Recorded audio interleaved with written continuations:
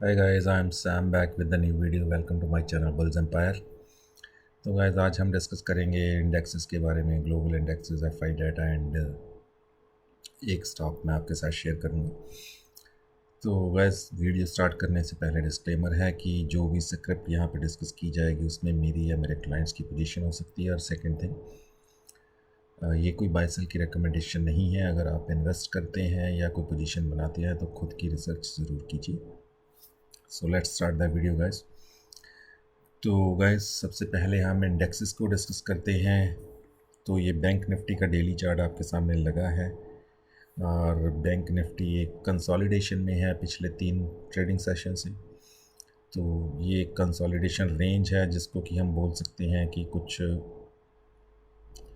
42,500 से 43,500, तो 1000 पॉइंट्स की रेंज है, उसमें कंसोलिडेट हो रही है बैंक निफ्टी। बिकॉज़ यूएस की मार्केट्स क्लोज़ हैं, वहाँ हॉलीडेज़ चल रहे हैं, तो इस वजह से भी जो है हमारी मार्केट्स कंसोलिडेट हो रही हैं क्योंकि उनको एक डायरेक्शन की ज़रूरत है और वो डायरेक्शन में भी यूएस मार्केट से मिलनी है। तो let's see the option chain data guys. तो ऑप्शन चेन डाटा में कुछ खास नहीं है गाइस। 43,500 की एक रेजिस्टेंस नज़र आती है क्योंकि 25 लाख शेयरों की कॉल राइटिंग वहाँ पे है और 25 लाख शेयरों की 43,300 पे है और 25 लाख शेयरों की 43,000 पे है। बट 43,000 पे पुट राइटिंग उससे ज़्यादा है 36 लाख शेयरों की।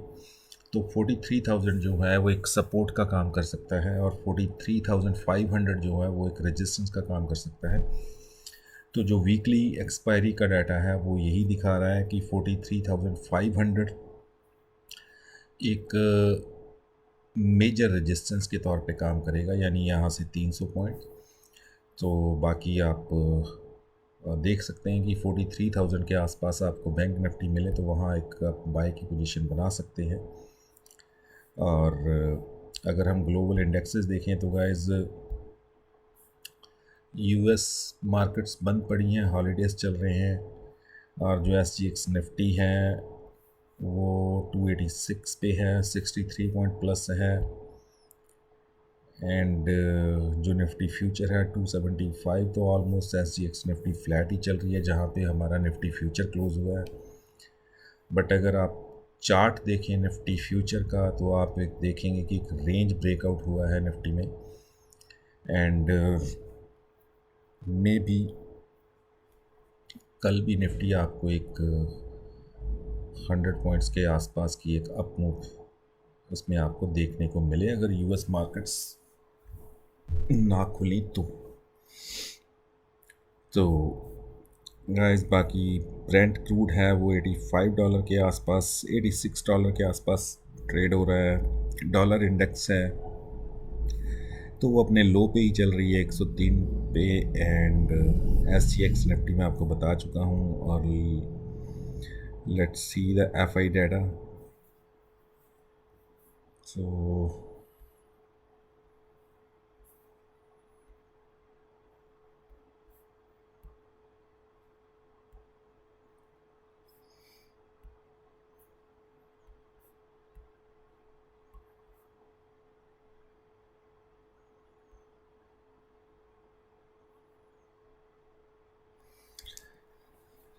let me check the FI data on the other website. Money control क्या यूएस से ऑपरेट होती है कि ये भी बंद पड़ी हुई है? तो गैस एफ की कैश में 212 करोड़ की सेलिंग है, वहीं डी की 743 करोड़ की बाइंग है। और इंडेक्स फ्यूचर में भी एफ की शॉर्ट पोजीशन बनी है, 716 करोड़ की इंडेक्स सेल करके गए हैं। अब वो बैंक निफ्टी की है या निफ्टी ये तो नहीं पता। और ऑप्शन भी उन्होंने 1380 करोड़ का सेल किया है और स्टॉक फ्यूचर्स में उन्होंने बाइंग की है 500 करोड़ के आसपास। तो एफ का डाटा जो है गाइस वो मुझे तो नेगेटिव ही लग रहा है। तो इंडेक्स में भी वो शॉर्ट करके गए हैं और कैश में भी उनकी सेलिंग चल ही रही है।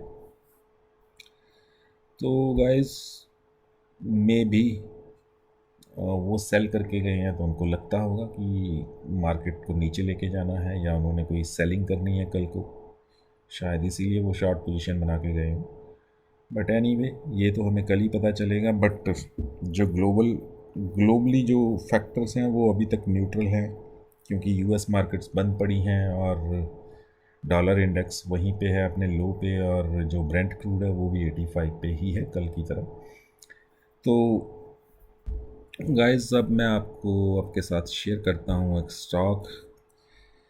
तो पिछले 3-4 दिन में जो मैंने आपके साथ स्टॉक शेयर किए थे उसमें उसकी परफॉर्मेंस देखते हैं गाइस। एक मैंने आपको दिया था संदेश।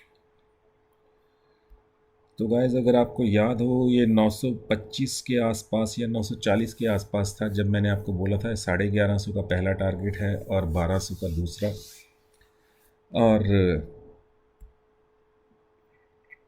उसके बाद ये 1300 तक भी जा सकता है, और इसने अपना हाई लगाया 1322 का। और फिर मैंने आपको दिया था उषा मार्टिन, और उषा मार्टिन ने आज 15% के आसपास की मूव दी है अगर आपने उसमें पोजीशन बनाई हो तो उषा मार्टिन ने आज 200 के आसपास का हाई बनाया, और मैंने आपको 172-173 के आसपास ये दिया था। तो वहाँ से आपको ऑलमोस्ट 15% इसमें मिल गया, 20-25% या उससे ज़्यादा आपको संदेश में मिला। और कल मैंने आपको दिया था TCNS। तो TCNS क्लोथिंग में भी 3 बजे के बाद एक अपसाइड मूव आई, और अगर आप देखें इंट्राडे चार्ट पे चलते हैं तो आप देख रहे हैं 525 से 540, तो 3% की मूव TCNS में भी आई। अगर आपने कोई पोजीशन बना के बैठे होंगे तो शायद आपने इंट्राडे में प्रॉफिट बुक किया हो, या फिर हो सकता है आपकी पोजीशन अभी भी पड़ी हो। बट गाइस ये स्टॉक एक स्पाइक देगा आपको, क्योंकि जो ये कैंडलस्टिक पैटर्न बन रहा है, ये कैंडलस्टिक पैटर्न तभी बनता है गाइस जब स्टॉक ने एक सडन स्पाइक देनी हो, तो उसमें थोड़ा थोड़ा वॉल्यूम एंड छोटी छोटी कैंडल्स बननी शुरू होती हैं, एंड फिर एक सडन मूव वो अपसाइड देता है। वो 5% की हो, 10% की हो, इट ऑल डिपेंड्स। तो अगर आपकी पोजीशन है अभी भी आप इसे होल्ड करके चल सकते हैं, और अगर आपने इंट्राडे में काम किया और अपने 2-3% का प्रॉफिट बुक किया तब भी वेल एंड गुड है। और आज जो मैं आपके साथ स्टॉक शेयर करने जा रहा हूँ, कंपनी को शॉर्ट फॉर्म में कहते हैं स्पाइक। सो गाइस 90 रुपीज़ का स्टॉक है गाइस। इसके फंडामेंटल्स भी हम डिस्कस करेंगे, बट पहले हम इसके टेक्निकल्स देख लेते हैं।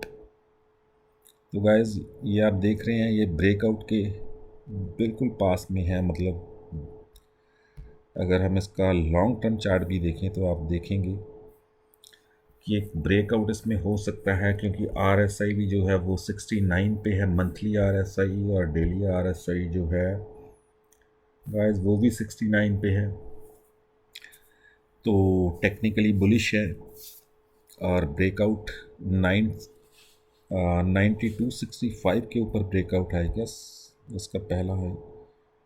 हाँ 9265 यानी 93 के ऊपर एक ब्रेकआउट है गाइस।